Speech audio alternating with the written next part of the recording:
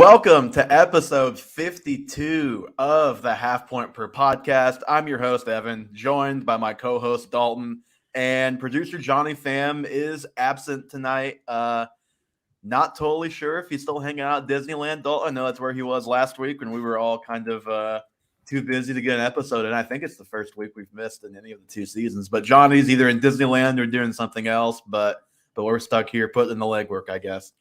Rumor has it he talked trash on Mickey Mouse, and he is now in Disneyland prison. For those concerned, he is not at Disneyland Shanghai, which they quarantined all 30,000 people. He is in the United States, so he is okay. Believe me that. It is also possible that Johnny ate 30 Mickey Mouse shaped pretzels from Disneyland, because that's all he was talking about before. He was talking about that more than anything else at Disney before he went. And sent me at least one Snapchat of his Mickey Mouse pretzel while he was there. Yep, he sent me one as well. So he was a man of his word. What is the ride with all the little kids who sing "It's a Good Life" or "It's a Small World"? Yeah, that was closed, and he was very upset. Wait, really? He didn't send me that. He sent you that? Yes, when him and I went there a couple of years ago, we did ride that ride. It is kind of fun, despite it being a children's ride.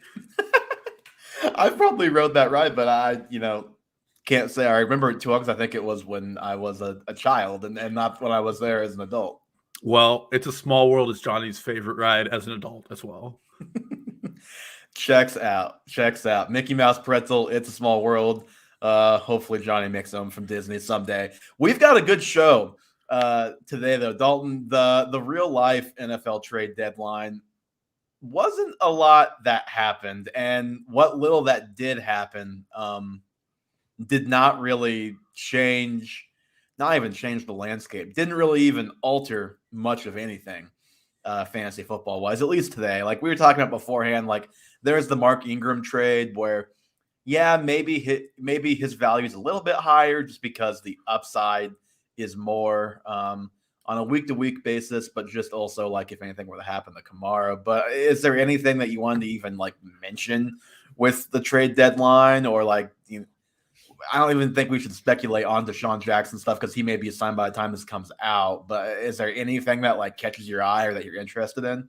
No, I mean the big splash was a defensive signing. It was Von Miller to the Rams. Mm-hmm. The only other thing I'm keeping an eye on, and this is just on the periphery, is Odell seems like he's doing the same thing he did in New York and really wants out bad. His dad had an interesting Instagram post today. Have you seen it? Yes. For those who don't know, his father posted a video claiming that Baker doesn't throw to Odell because Baker does not want to be outshined by Odell. Did you see Dwayne Bowe said they did the same thing to him in Cleveland too? Oh, yeah, and that's also why Dwayne Bowe caught no touchdowns an entire season in Kansas City. Hey, Dwayne Bowe was good as a Chief, but yes, that did also happen. But no, I mean, I would keep eyes on that. I don't think the Browns are a silly enough organization to release him, but he's definitely destined for somewhere else in this offseason, it looks like. Mm-hmm. And I would be surprised if we saw his snaps stay at the rate they're at with the way Cleveland's playing this game and the way Odell's playing this game. Big superstar, not a big superstar on the field anymore. It was kind of funny how stuff was matriculating out today as it pertains to Odell, because you have LeBron, who I know he's a Cowboys fan, but he's like also a Browns fan, obviously from Cleveland and cheers for the Browns quite hard, as well as the Cowboys. But what he tweets, something like, I don't want to give it the full Trumpism, like make Odell great again, but it was basically that. Like Odell's gonna show everyone that he's great again, basically. And it's like, okay, this is a little bit weird because like he's a Browns fan, but this seems like a dig at the Browns and him wanting Odell off of that team. And then obviously the dad posting videos of Odell wide open and the ball not coming his way. Failed to post any of the ones that Odell did not catch, however. Or the 3 to 4 plays a game Odell's good at going to the sideline, looking injured, and then returning. He is the ultimate Julio Jones 2.0 now. He is also like playing with a hurt shoulder too, but yes. Yeah, well, so is his quarterback, to be fair. Yes. There's a lot of guys hurt in Cleveland, but yeah, I'm with you. And as we talked about before, it's like what's Tampa doing with Ronald Jones? Like you said this, and I think you made a great point. So I'll let you mostly make it here, but I'll just tee you up.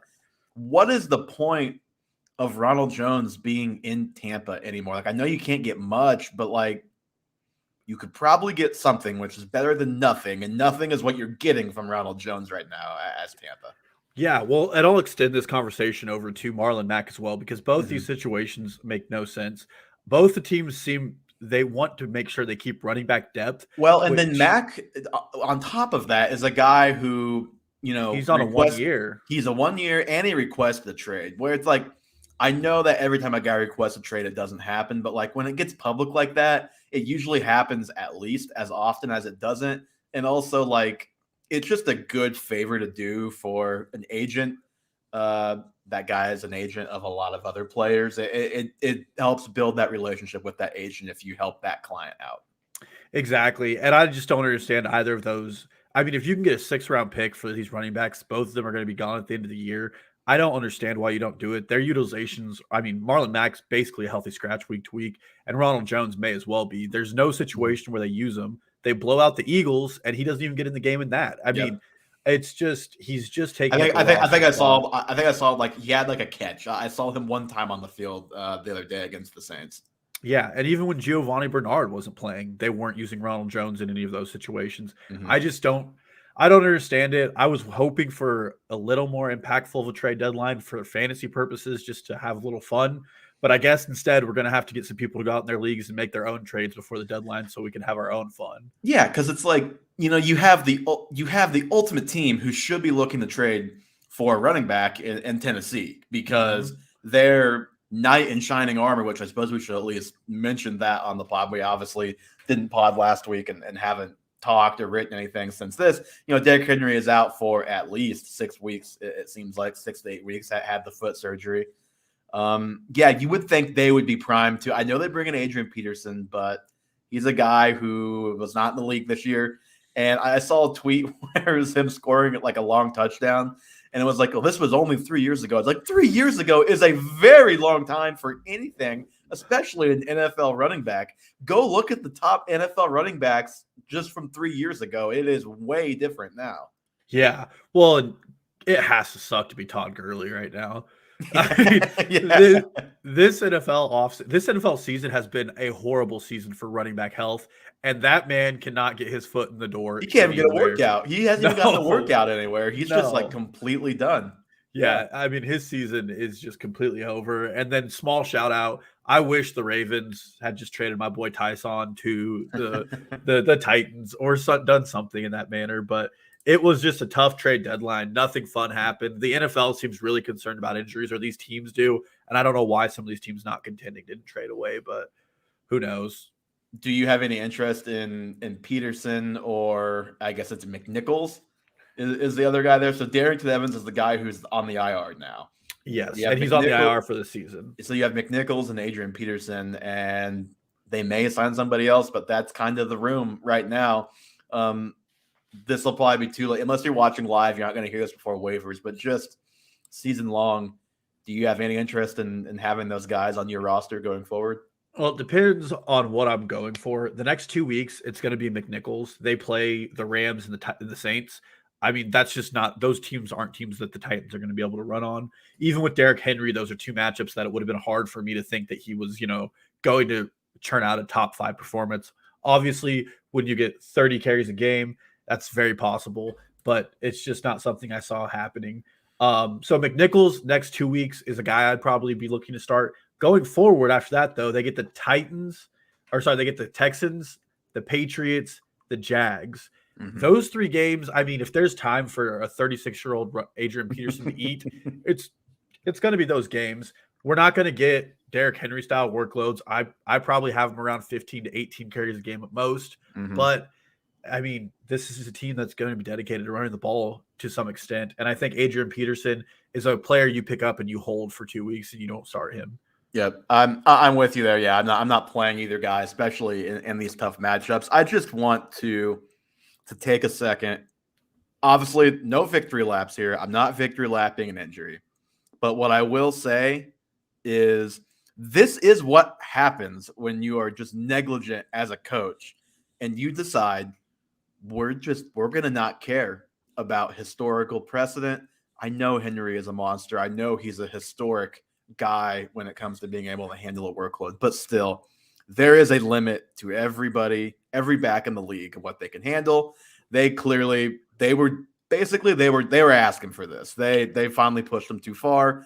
And all I want to say is Mike Vrabel, straight to jail. Straight to jail. Straight to jail. You take the guy who we just ranked number one. I've been a Henry hater basically my whole life. I finally rank him number one. 2 weeks later, he's done for maybe the season. Unbelievable. Yeah. Prayers up for Najee Harris, who's getting similar workloads lately. So at least he's only a rookie and doesn't have multiple years of doing this in the NFL. But yeah, that's another one that's not so fun to think about how many times he's getting the ball. Okay, so maybe you have Derrick Henry on your team, and maybe you're not too interested in either Titans guy, especially, like Dalton said, neither one is probably a short-term fix.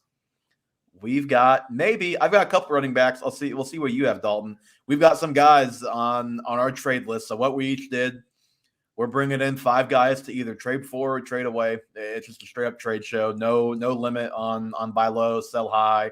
They don't have to be buy lows and sell highs. They can just be a guy you want to trade for at value, whatever the case may be. It's very flexible. Just a way to talk about 10 different guys, or in our case, probably like 8 or 9 different guys. We probably have at least one overlap. I wouldn't be surprised. But Dalton, I'll let you start us off. Who is the first guy you're making a move on or moving off of before the trade deadline in fantasy football? So the first guy that I am unfortunately moving off of, he's a guy who in the offseason, you and I were both skeptical of. He has proved us wrong so far. He is the quarterback for the Philadelphia Eagles, Jalen Hurts. So overall, he's a QB4. Until being which has gone down a little bit. I think he was QB2 before this last week.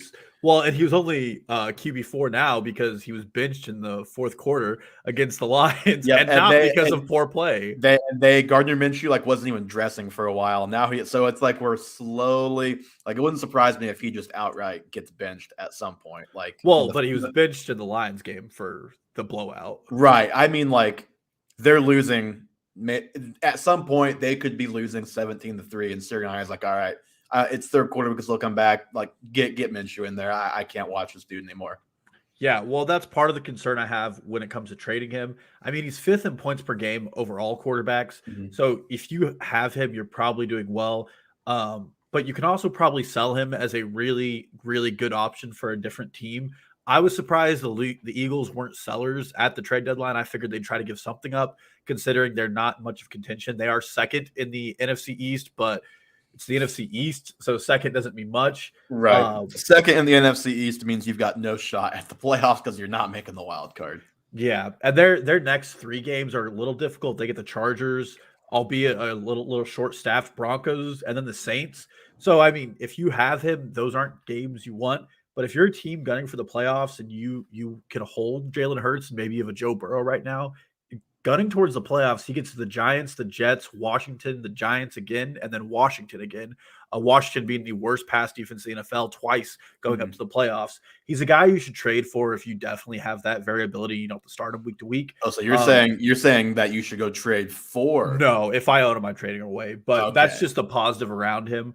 The final thing, I mean, the Eagles are trying things out. And like you said, Gardner Minshew is someone who I could see them putting out there. The trade for Joe Flacco shows that they at least have some faith in Gardner Minshew as a backup, and they're seeing things they like. And the ride in fantasy has been great for Jalen Hurts, but the ride in real life has been absolutely abysmal. Not including last week because he didn't play in the fourth quarter. 38% of his fantasy points came in the fourth quarter, and that is garbage time king. Right. I was going to say, so before this last week, here's the exact numbers breakdown by quarter: 33.8, 26.3, 38.6, and 75.9. That's John Daigle on Twitter that had that stat. So, I mean, he's going full Bortles, and that we know that can be a productive path, but is it a sustainably productive path? he could very easily lay a 6-point egg in your most important game of the season and lose you that week 13 matchup, week 14 matchup you have to win, or lose the playoff matchup that obviously you have to win. Yep. So I think right now he's worth selling as a wide receiver for a wide receiver 2. Probably a top 30 running back, probably nothing better than top 20, depending on the team you're selling to, or even a weekly startable tight end. I would probably be looking to deal for Jalen Hurts at this point.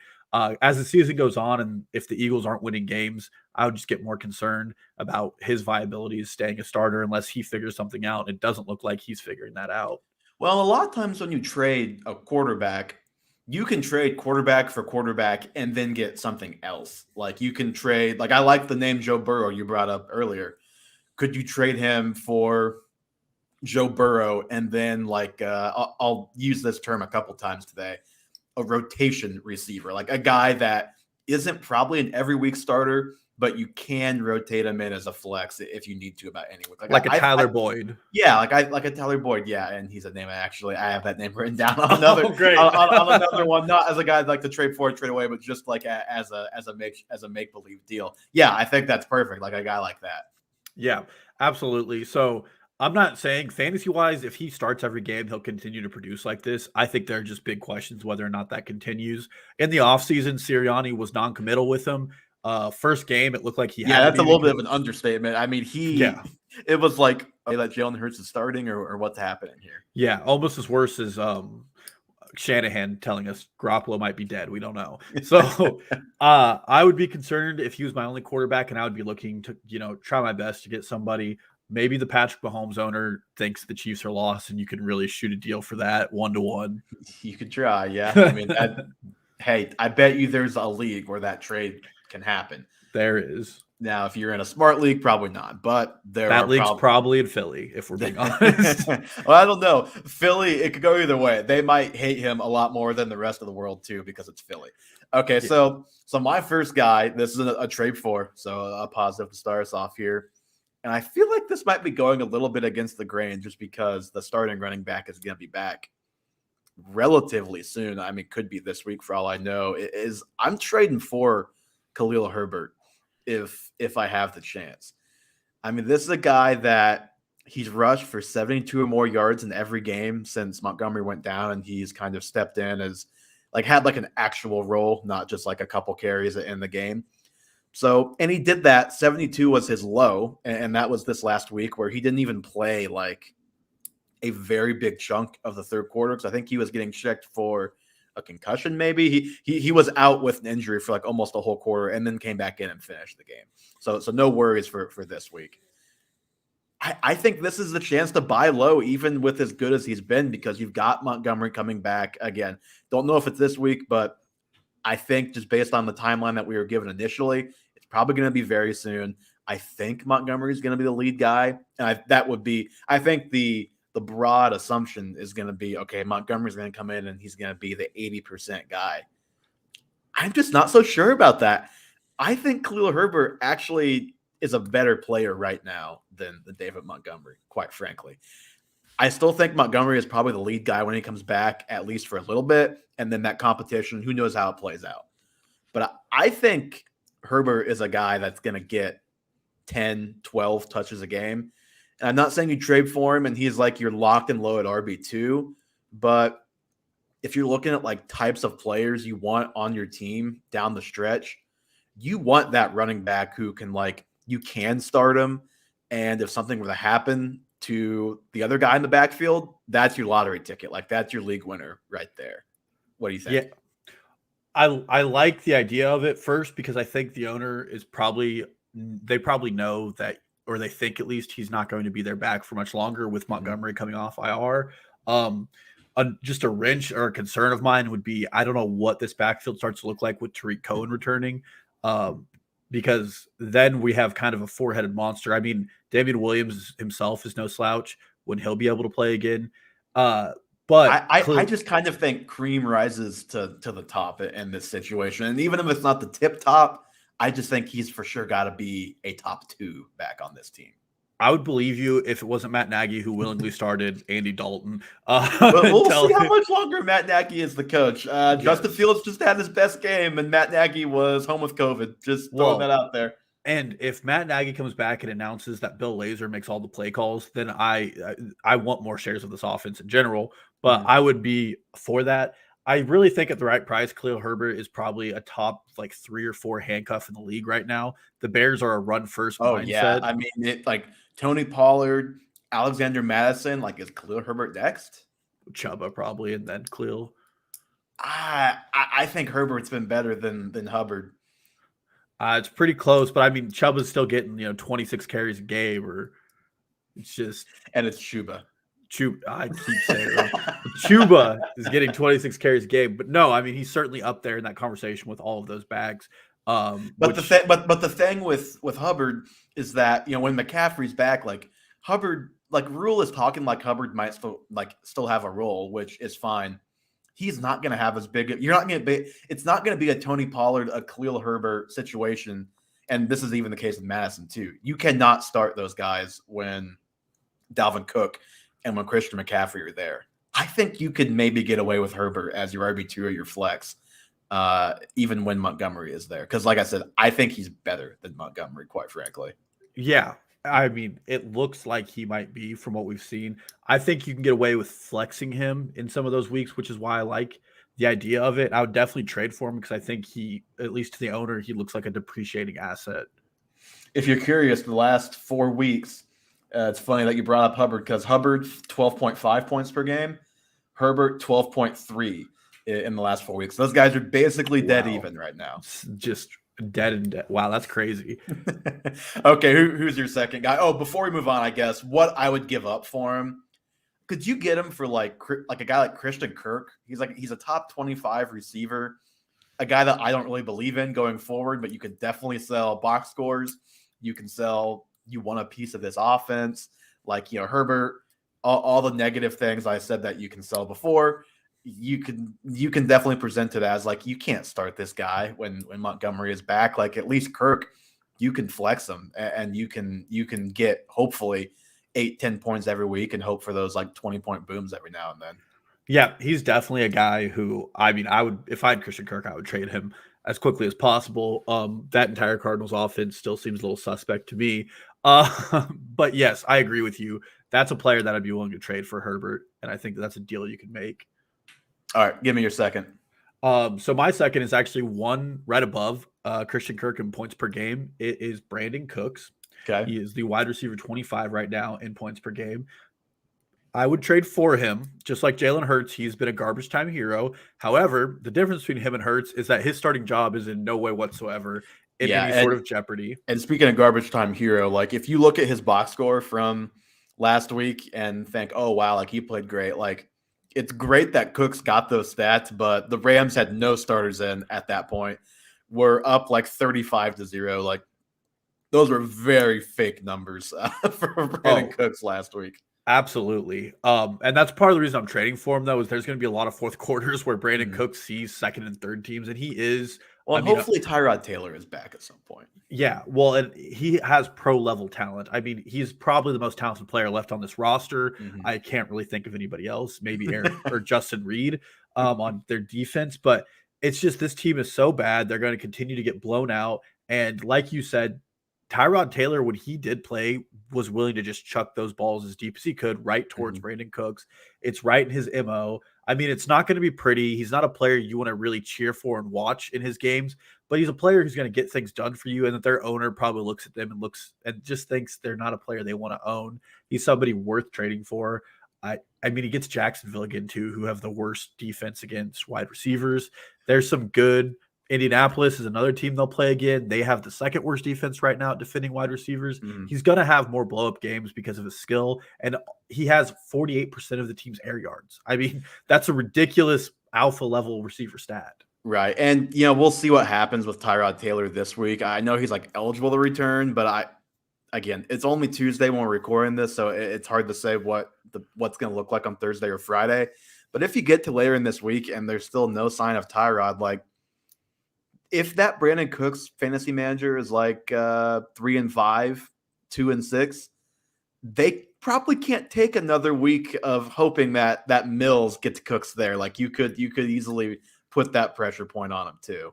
Yeah, because the difference, unfortunately, is that somehow at quarterback they managed to find somebody worse than Tyrod Taylor in Davis Mills, and with the first pick of their draft. So yeah, and I'd be looking to trade.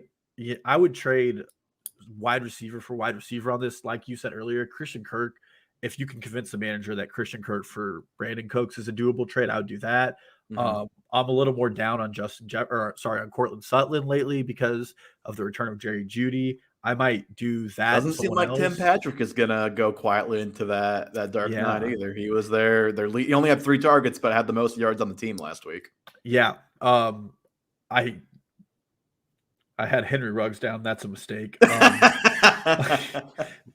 Jalen Waddle, Chase Claypool were 2 other players I had down that I would trade for Brandon Cooks. And then, I mean, at this point, if you have any interest in trading a guy like Van Jefferson, even who might have a little hype, I would trade him for Brandon Cooks. All those guys are around him in points per game. Yeah, I don't think you could do it for Van Jefferson, but I think like a guy like Kirk, like you said, you might be able to pull that one off because you can.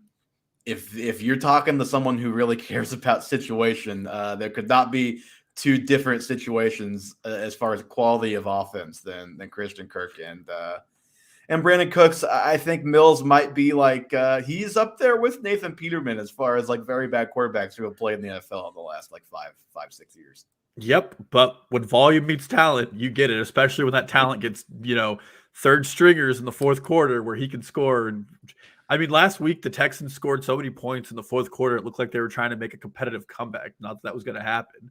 But yeah, who do you have next? So this guy, I want to make clear, this one is very situational.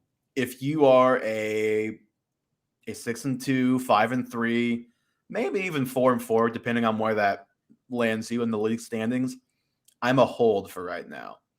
But if you are, 3-5, 2-6 or worse, with Michael Carter on your team, I think I'm looking to sell high. And to be clear, for anyone in our Dynasty League who is listening to this, that does not mean I'm looking to sell in Dynasty. But I think we can both be classified as Michael Carter truthers. Like I think we both had him in the top 30, which was quite a bit higher than a lot of people pre-draft. He's RB21 right now, which is just pretty astonishing. It says something about the running back position because he was like RB like 40 something, and he's already had his bye. But it also just shows like how freaking great he was last week, and he had been playing well even before that. He finished as the overall RB1 last week, 15 carries, 9 receptions, 14 targets, over 160 total yards. Nobody in their right mind is paying you for that sort of production. Like that's Christian McCaffrey production. Like you're not getting that. Oh, he had a touchdown too in that game, by the way. But like, can you get a guy like DJ Moore, who's wide receiver 11 right now? But if you look at the last 4 weeks, he's wide receiver 35 over that stretch. You've got Sam Darnold, who is currently hurt, previously playing poorly and got benched for PJ Walker, and Walker isn't exactly a world beater. We've seen that. We're still not sure when McCaffrey's going to be back. Could be this week, could not be this week. Real great insight from Matt Rule when he spoke about that yesterday. Just love it. Love the transparency there. Hopefully it's at least in the next 2 weeks. But every game we do on McCaffrey, it gets more and more unlikely that Moore is going to have boom weeks because he can still produce, to be clear. But they're just going to score fewer points without McCaffrey in the lineup, plain and simple. I think for Carter, it was clear the takeover was coming. Before the bye week, he had started the uptick. And then you love when the first week after the bye, he was his highest opportunities, carries plus targets and snap percentage. And then he obviously built on that in a big way. I don't think Tevin Coleman coming back will have much impact on that at all. I've seen that take out there. That's not really what this is about, but it's just like they scored 34 points against the Bengals. Mike White, for as great as he played last week, number one, probably isn't doing that again ever, if often or ever, period. Number 2, not going to be around for that much longer, I don't think. Zach Wilson should and will be the starter when he's back, regardless of how good Mike White looked for whatever reason the other day. I think Carter, in my mind, is like a low-end running back too, rest of season, but I think you could probably get more than that right now. And I just worry that, number one, he's not going to have that. He's not going to get 29 targets plus carries very often. That might be that probably is his max. And then number 2, you're just not going to get the yards. It's going to look more like the week before, where it was good volume, maybe like 80, 90 yards. You've got some receptions and you hope he scores a touchdown. I think if you can get a guy like DJ Moore who's been struggling, I'm jumping all over that personally. Well, first, let me give it to our check down god, Mike White. As long as Mike White is starting, I would probably consider Michael Carter a top 15 option every week. The reason for that, he does have a tough matchup. I think the Colts are one of the better teams against running backs this year. They play Thursday. So this also depends on when your trade deadline is too. But if you trade him, you can sell the Mike White bump for this week. Well, let me give everybody some stats on why you want Michael Carter with Mike White, the Mikes. Mike White in his start had the lowest average depth of target of any quarterback this year. It's 1.2 yards lower than Jared Goff at 5.4. Mike White has targeted the running back on 39% of his pass attempts this year. And Michael Carter was the second highest targeted running back in the NFL this year, right behind Najee Harris's 19 at 14 last week. All in all, as long as Mike White is playing, Michael Carter is in a very good situation. By a small extension, Ty Johnson too, because he just throws to the running backs. And as we know, throwing the ball to a running back is worth more than a rush attempt to a running back, especially in a bad offense that has to throw to them a lot. Mm-hmm. So those are all big pluses. I mean, if you were in a win now situation, you might be able to use Michael Carter to your advantage and either trade him for somebody who can keep you afloat, or he can just do it himself. I think he probably slots into close to the top 15 for me this week. I would have to look at it, but with bye weeks and injuries, it's rough out there. Yeah. And he's a guy you can sell as someone who's won the backfield to someone who's not paying close attention. I mean, Ty Johnson was in there a lot too, but Michael Carter he's very talented. We loved him in the offseason. And I'm glad that you mentioned he's very talented, because this was the most of a Jets game I've seen all season, because they were actually on red zone very frequently. He looked very good. So this isn't even like I don't believe in Carter, or like, I'm selling for DJ Moore. Like, I'm selling him for a pretty high price. I'm not looking to trade him no matter what, but it's just like, if you can get someone to pay, I think he's going to come back to earth a little bit when the rookie is back in there, the other rookie. Yeah. Well, the last thing I'll say, is their offensive line's probably trending up with the addition of Luverne Dartif. He's going to probably play right guard while they move Elijah Vera Tucker over to left guard. And then once they get McKee Becton back, who's due back in about 2 weeks, the offensive line's actually pretty good. I talked about it a little bit in the offseason. And when they have a better offensive line, I mean, that just leads to more production. So I would be excited about this team's trend overall. And if you can have a guy on that offense, you could be doing well. But at the same time, you can sell that he could continue this production because of his offensive line play getting better. Yep. Or at least, hey, even if he scores like 17 points a game instead of whatever he had, like 27, 17 point, even like 15, that's like a top 12 running back right there. Yeah. And I'm not quite sure that's going to happen, but I think you can paint the picture. It's a risk. It's definitely a risk trading him away, especially cross trade for a receiver, to be honest. But you should have running back depth if you took him. Yep, he was a 10th, 11th round pick. Yep, and especially depending on when you drafted. If you drafted late August in a redraft league, you're 100% right. He was probably your 11th round pick. Yep, I agree with that. He's definitely someone I'd be looking to trade if I could. All right, your third guy. So this is a keep or a trade for. Again, just like yours, this is situational. I'm probably trading for this guy if I have a team that's doing well. And if my team is doing poorly, I'm probably trading him away. But for most cases, I would want to have this guy going into the stretch if I think I'm a playoff team. And it is disgusting that I have to mention his name as someone I would trade for, but it is Leonard Fournette. Of course, Fournette is our crossover point. Oh, no. And I feel just the same way you do. This one makes me sick to my stomach. It rattles me to my core that I have to talk positively about a guy that I don't think he's very good. No, I don't either. But, Lombardi Lenny is right now the RB 19 in points per game. They're getting the bye this week, so he's going to drop off in total points scored.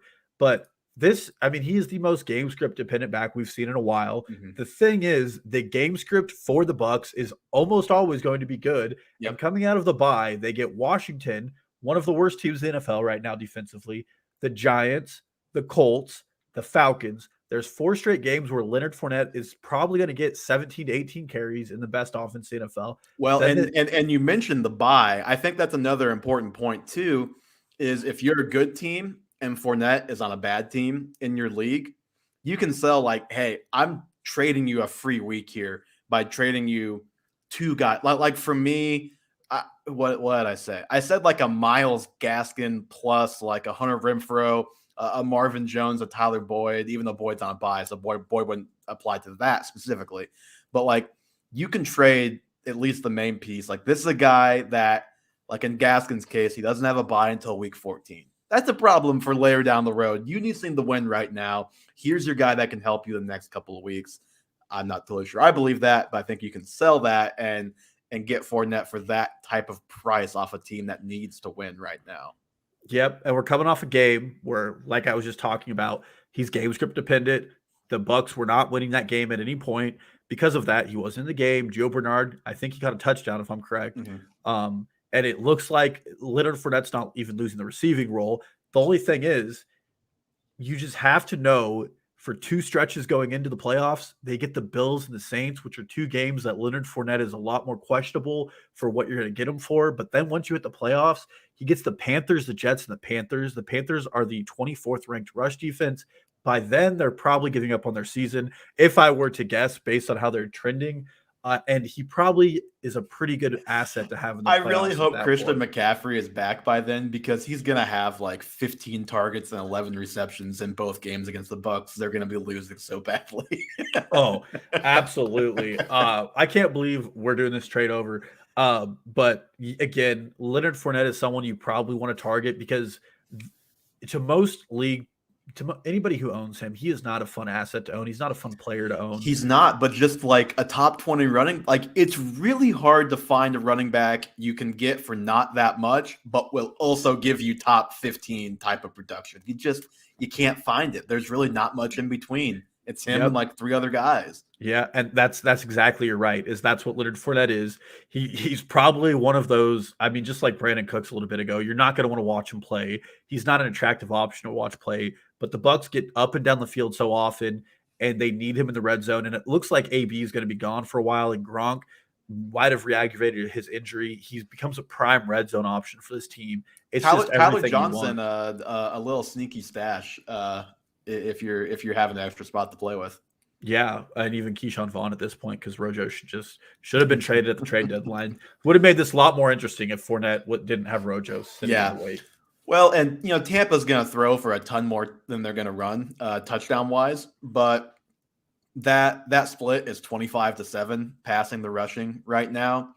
I think that's probably going to tilt at least a little bit more toward rushing. Fournette's going to run a couple more touchdowns than he has so far, you would think, down the stretch, or at least they will as a team, and he's the most likely guy to get those touches. So that's just another little point in his favor. And yeah, you said exactly right. He is very game script dependent, because even though they do use him in the passing game, when they are behind and truly trying to move, it's mostly Gio in that backfield. But they do not have a hard schedule, which I know they play in the NFC South, but it's just a little funny how that works, that the Bucs get this nice schedule coming off a Super Bowl, but the Chiefs get the gauntlet of the NFL. A different podcast to discuss that one, perhaps. But yeah, I would like to see Roger Goodell's text messages, but that's neither here nor there. Well, if you're trying to get his text messages to Brady, you better get his phone. Brady's gonna be broken. Absolutely. So, who's your third guy, Evan? Well, that was my third guy. I'll move to my fourth. We can both give our fours here. We'll see. So that was one crossover. We'll see if we have any more. I'm trading for Nick Chubb, Dalton. I am, and this is like probably the most important guy on my list, because this is like the true league-winning trade if it works out in your favor. Chubb has played 6 games. He's the RB18, RB15 in points per game. So it's not like you're buying like extremely low, but you are not buying Nick Chubb at the peak of his value right now after trading for him.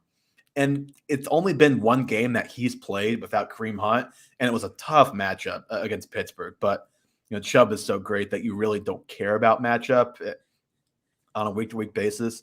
But it wasn't what you'd hope without Kareem Hunt this week. Not just only in points, which he had 7.4, his worst game of the season, just from a pure fantasy point standpoint. But he only played like 57% of the snaps, 56% of the snaps, which is basically exactly what he's played all season, which to me is mind-boggling, especially with no Kareem Hunt, that he wouldn't play more. Like, I know Dearest had a good game against Denver, but like, I'd be looking to get Nick Chubb on the field a little bit more. But even if that doesn't happen, I just think Chubb is the one league winner who hasn't quite performed to that level that, like, he's gettable. Like, you can't go get Aaron Jones. You can't go get Alvin Kamara. You can't go get Najee Harris. Like, even Christian McCaffrey's been injured, but they're, if you didn't trade for him a month ago, you can't go get him now. Like, the McCaffrey manager's not trading him now if he still has him. And I know Chubb has the reception problem on top of just the snap problem. He has the reception problem. He only has, let's see, I had the number somewhere. Basically, he has 6 receptions the whole season. But that's really not much different than last year. He had 16 on the season last year. And if you look, 5 of those were in week 16. So he was basically on the same type of pace he is right now for basically all of last season. And last year he played 11 games. He was the RB5 in points per game, RB11 overall. He was the highest ranked guy with less than 13 games played by a handful. The only guy that was in that top 12 with 13 or fewer games besides Chubb was Aaron Jones. I just think Chubb is good enough to overcome the lack of snaps, to overcome the lack of receptions. And again, he is the gettable league winner in my mind. Yeah, I thought you were good on the route as he's going to start catching passes here, and I was going to lament that that's not ever going to happen. It should. It happened. It should. It happened. What's so weird is it happened in the first 8 games before Kareem Hunt came back from his suspension. And then it's just, I understand why it happens less with Kareem Hunt. Well, I understand, but I don't agree. I'll put it that way. But I understand. It's like, why is he only getting 1 target, 1 reception with no Kareem Hunt? But anyway, yeah, I'm not going to say he's going to go catch passes. I can't go down that road. Yeah, but I agree with you. This is a player that was probably taken in the first or the second round, and that team is probably struggling because he has not been on the field frequently enough. And even then, he hasn't had his, stereotypical Nick Chubb game where he goes 20 for 140 and 2 touchdowns. He's had he had the game where he rushed for 160, but no touchdowns, and he had another 20-point game. But you're right, he's had like the 7-point game this last week, and then he had another 8-point game a couple weeks ago too. So he's had a couple letdown games. Yeah, and I think now's the time to acquire him. He gets the Bengals, who just let, like we just talked about, Michael Carter hang up a lot of points on him. Then he gets the Patriots, which are a bottom rushing defense. Eckler got a touchdown and looked great rushing against them this week. And then he gets the Lions, which, he'll only play 3 quarters, but 15 touches in 3 quarters could be 180 yards and 4 touchdowns against this Lions defense. So he has a pretty good 3-game schedule coming up. And if you're needing to get your wins in, he's a guy who can help you get there. And his owner is probably incredibly disappointed, like I was alluding to, watching him play and watching Dearness Johnson continue to get the passing game and 2-minute drill work. And it's not even just that. It's like, you get Dearness Johnson, who rushes for 1,000,000 yards. I know the Broncos looked like they would have given up 1,000,000 yards to literally anybody on Thursday night, but you just can't underestimate the emotion of, okay, I know it's the Steelers, but I got Nick Chubb back. There's no Kareem Hunt. Like, my guy is going off this week. And then he just doesn't. Yep.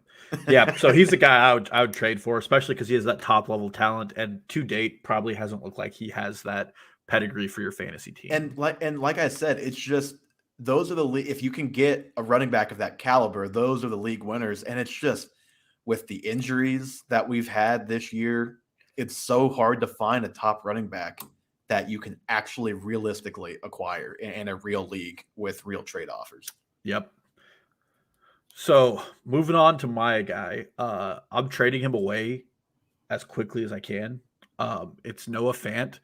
This, Might be harmed a little bit by the fact that he's on the COVID list yes, I now. was going to say I did not put him down because he's on the COVID list, and this happened after I decided to put him on here.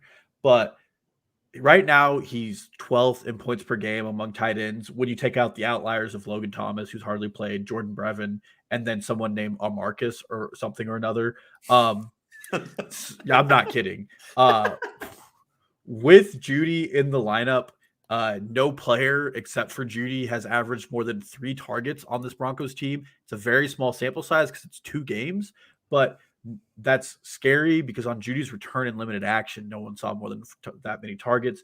Bridgewater is spreading the ball to everybody, but he's doing it poorly, and that's what really hurts Noah Fant. As somebody who has not had Russell Wilson in our dynasty league and has had to start Teddy Bridgewater a few times, it has not been a pleasant ride. It's not been a pleasant ride or pleasant results. It's you at least if you have a bad ride, you want it still to look good in the box score at the end. It's been neither of those things. Exactly. And it looks like the Broncos are just giving up on the season based on their moves at the trade deadline. And I'm not saying Teddy Bridgewater is going to get benched for Drew Lock, but that's not outside of their own possibilities if Vic Fangio suddenly thinks that he is missing something. But in the same vein, having a player who is a corner piece to the franchise going on to what they are considering a lost season is never something you want to have, especially because the Broncos have some pretty tough games coming up against teams like the Kansas City Chiefs. And I think they play the Ravens still. It's just not a good schedule for them going forward. And Noah Fant was doing well early in the season because he was getting a lot of targets. Mm-hmm. Now that the players are back and playing for that offense, that includes Albert O as well, their other tight end who they like to utilize. I love that we just, as a fantasy football community, have agreed that his name is Albert O. Yeah, because Abugubugami or whatever it is, I'm not going to try to say it. You probably got closer doing that than you do Chuba half the time. That is true. Yeah, but I'm trading him away because name alone, he's worth something to people. And box score wise, he looks like he's had some big games, can do that for you. But I don't think he's doing much of those going forward. Yeah, and I mentioned Tim Patrick earlier not going away. Like I think that's also a factor too. Like Judy gonna be the lead guy, I think. Cortland Sutton's still obviously there, and like Tim Patrick is like again, he's gonna have off weeks too. They're all gonna have off weeks clearly in that offense, but like Tim Patrick being there is going to be a thorn in Noah Fant's side, all their sides, but Fant is below the other guys, their top 2 receivers in the pecking order. I want to disagree because we really haven't disagreed on a single guy yet, but yeah, I'm with you. And to like give very specific action steps to anybody who catches this on YouTube before waivers run, like if Pat Freiermuth is out there in your league, like either trade Fant now and pick up Freiermuth, or just pick him up and with the intention of trading Noah Fant. Like Freiermuth, you've got no Juju. He has scored touchdowns in the 2 games without Juju. Like Chase Claypool, I thought about putting him on this list as a trade away because he, for as great as he is as a talent, just doesn't really fit what Big Ben is, or maybe a better term, is not capable of at this point. That's Deontay Johnson, that's Pat Freiermuth, both around the line of scrimmage that fit that a little bit better. Well, to be fair, I don't think most players in the NFL are capable of doing what Big Ben needs, which is moving mountains to score touchdowns for that man. I just mean like Claypool's a very vertical guy, and Ben is not exactly great at those throws anymore. Yeah, absolutely. And you can see the Steelers are manufacturing plays for Claypool as well. The guy, I mean, they're giving him end rounds, just trying to get him in the end zone. Mm-hmm. Very unfortunate for a skillful player, but that offense is trending very, very, very down. Great for the Muth, though. The Muth, as Jason Moore might say on the Footballers, the Muth is Luth in Pittsburgh. But okay, Dalton, my 5th guy. You're down to your 5th too, right? We've got one more. What division are you in? I'm curious if we have the same. Is this a trade away or trade for you? 100% a trade away. And okay, is he in the NFC South? Oh, nope. We have different guys then. Okay. I'll go ahead. So my trade away, I'm a little surprised he's not on your list, is Antonio Gibson. Was he a guy you thought about?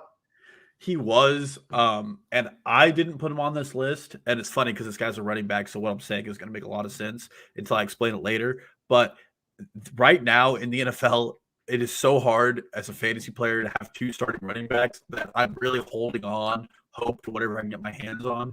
And if you drafted Gibson in the second round, your team probably doesn't have the makeup it needs to really move. But if you, I mean, I think you're right. If you want to trade him away and try to get a lesser known running back, like let's say Michael Carter and a wide Right. receiver, Yeah. I would do that. Or if I have Michael Carter on my team, then I'm like, okay, I'm holding Michael Carter. I'm trading Antonio Gibson, and let the chips fall where they may. Here's the thing, like I really like Gibson as a player, so this definitely sucks to have him as a trade away at this point. But you mentioned you don't want a cornerstone on a team that is not looking toward the playoffs.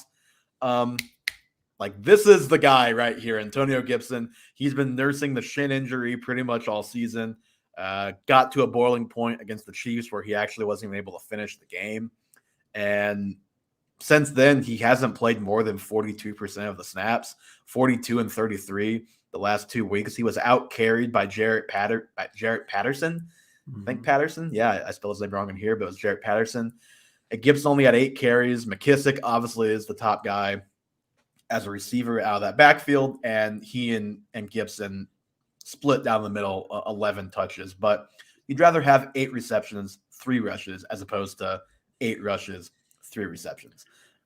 So you have that, which just isn't great. And I still think, like, if you're trading him away, for what you said, it's so hard to find running backs. And for what I said about Chubb, like, if Gibson can turn around, like, this is another guy who could turn into a league winner for sure. You're definitely taking a chance by trading him away. And he's the type of guy that people are probably looking to trade for at the deadline, which is why I think you can still get a good trade for Gibson, even with as bad as things have been lately, because it's been bad. He has like 16 points combined the last 3 weeks. Only like I think it was a 6-point game, and then like 3 and change the other 2. Like it's been very bad, and that shit is very scary. It's basically kept him from practicing at all. They're having to manage him so severely to even get him ready to play in these games. And then since the Chiefs game, he just isn't even playing that much in these games. And then you also just have the offense isn't very good. So if he's not getting a ton of opportunities, the upside just isn't what we hope for either. Yeah. And he's obviously, even when he was healthy, like McKissick was still more of a factor than we hoped. Well, and I mean, he was a wide receiver in college, and he's not catching the ball in the NFL. And we all thought he was going to be CMC light for Ron Rivera 2.0. And it's just not come to fruition. Since they played Kansas City, Clyde Edwards-Helaire has more points than Antonio Gibson. And Clyde Edwards-Helaire got injured in the second quarter against the Bills the next week and has not played a snap since. If you want to know how bad it is, and you're probably putting Gibson in your lineup every week, this week he was, unlike every other week coming into the season, he was a full participant in practice on Friday, and then he saw the lowest snap share he's seen all season, and he's losing first and second down runs to Jarrett Patterson. And I mean, and even when he's not losing those runs, he's not playing any third downs hardly, and he's not playing any 2-minute drill, which, 2-minute drill, like, it may not seem like much, but that's a real quick way to pile up like 3 or 4 points for a player if they catch 1 or 2 passes. And it hurts the upside not to have that. Yeah, well, and it would be different if the defense in Washington was what we thought it was, which was going to be a highly top 5 NFL defense, but they're one of the worst. So they're not in positive game scripts where they want to keep Gibson on the field. They want McKissick in, and then you have Tyler Heineke, who, I mean, he has grit, but the guy's not a good NFL quarterback. He's not. And when you put all of these things together, you're starting Gibson, and it's really hard for me to point to where he's going to get you your points every week here on out. Yeah, and I'm just concerned with the shin at this point. The shin combined, again, I know nothing about the actual injury, but just the fact that it seems like it's not going away. And my non-expert take from very far away is, clearly, since he's been dealing with it for a while now, it seems like the only way to truly get him healthy is sit him down for a couple of weeks. And if things keep going the way they're going, which I don't see any reason why that will not happen, like I could totally see him being a guy who's done for the year by week 12, week 13. Well, to make matters worse, they lost their starting center to the season in their last game. I mean, that offensive line now looks worse.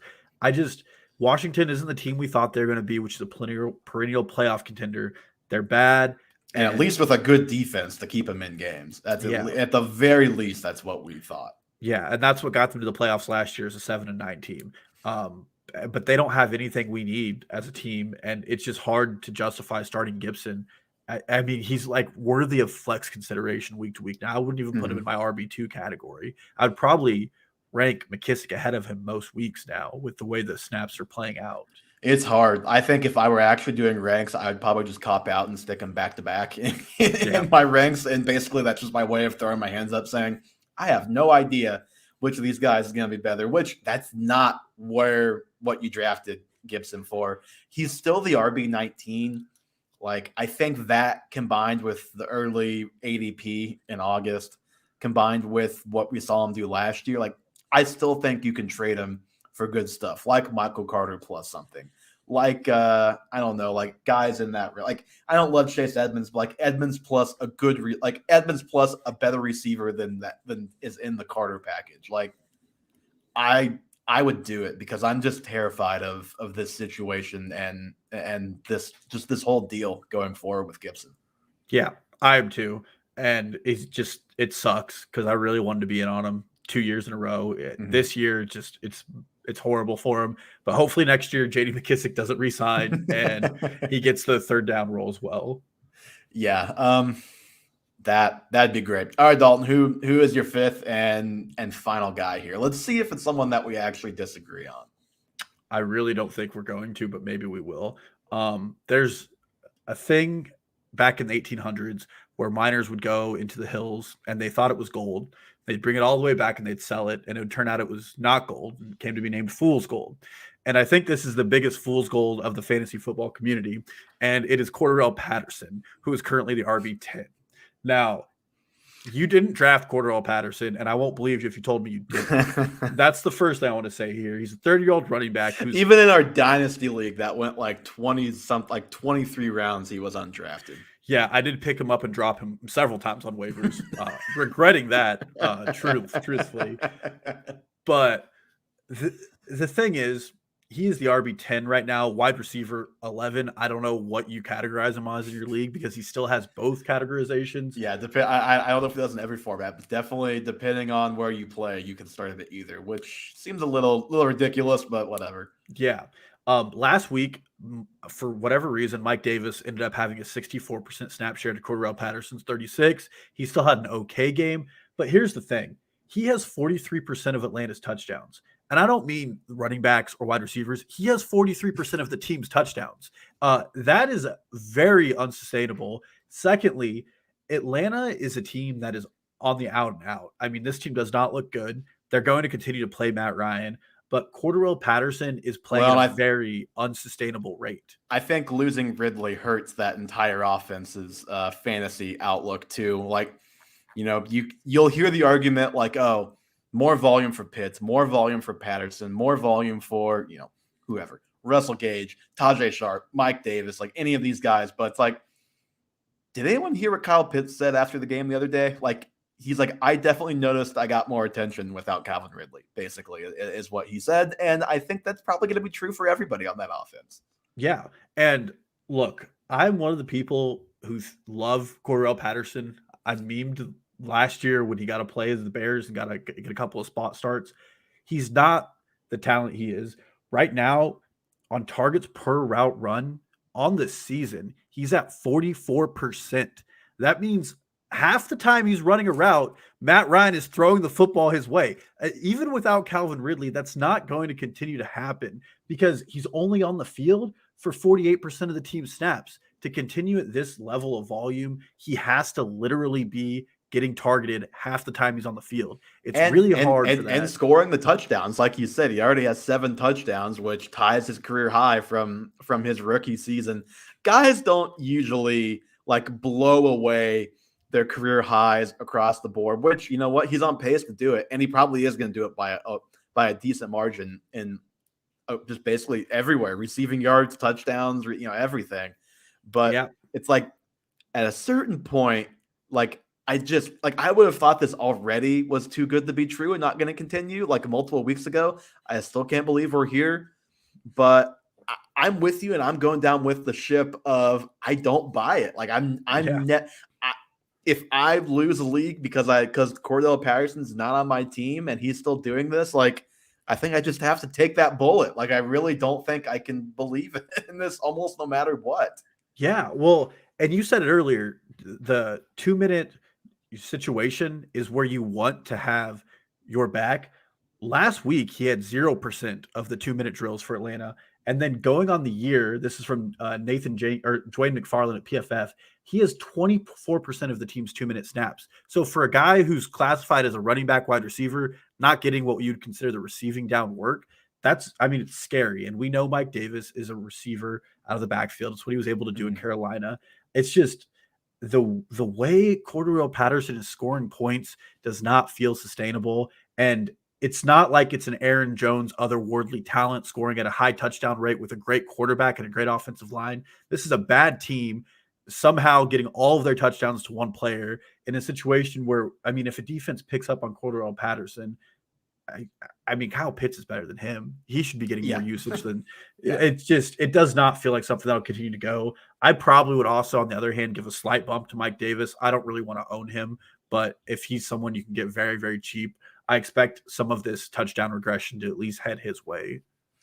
Yeah, you would think so. And then obviously Kyle Pitts, and then who really knows at receiver? And obviously we have no idea when Ridley is coming back, if it's this year. Theoretically, it could be never.